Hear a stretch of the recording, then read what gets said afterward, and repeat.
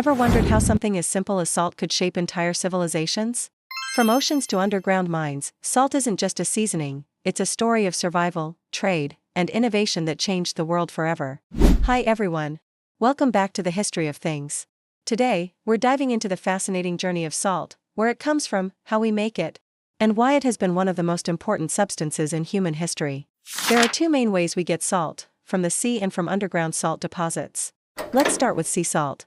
As you might have guessed, sea salt is harvested from the ocean.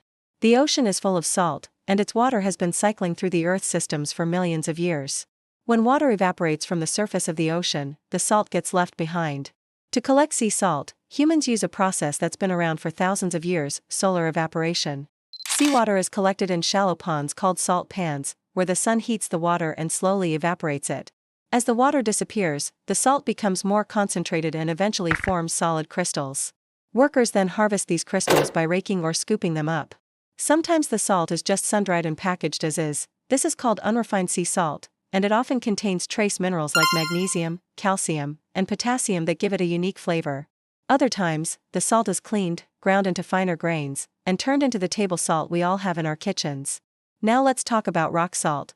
Believe it or not, rock salt comes from ancient oceans that dried up millions of years ago. Over time, those oceans left behind thick layers of salt that became buried under rock and soil. Mining rock salt is similar to mining coal or other minerals. Workers drill or blast the salt deposits using heavy machinery, bring the large chunks to the surface, crush and purify them, and finally process them into smaller crystals or fine salt. Chemically, sea salt and rock salt are both sodium chloride. The main difference is texture, trace minerals, and how they're produced. Salt isn't just about taste, it has been a game changer for human history. Before refrigeration, salt was the key to preserving food. It allowed societies to store meat, travel long distances, and survive harsh seasons. Without salt, exploration, trade, and even armies marching across continents would have been impossible. And its uses don't stop at food. Salt is spread on icy roads in winter to melt ice and keep drivers safe. It's used in industries like chemical manufacturing, agriculture, and water treatment. Special salts like kosher salt and Himalayan pink salt are prized by chefs and health enthusiasts alike for their texture and trace minerals. Today, salt production is getting greener. Some producers are using renewable energy like wind and solar to pump seawater into salt pans.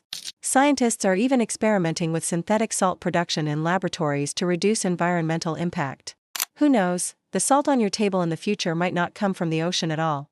And there you have it, the incredible story of salt, from ocean brine to your dinner table.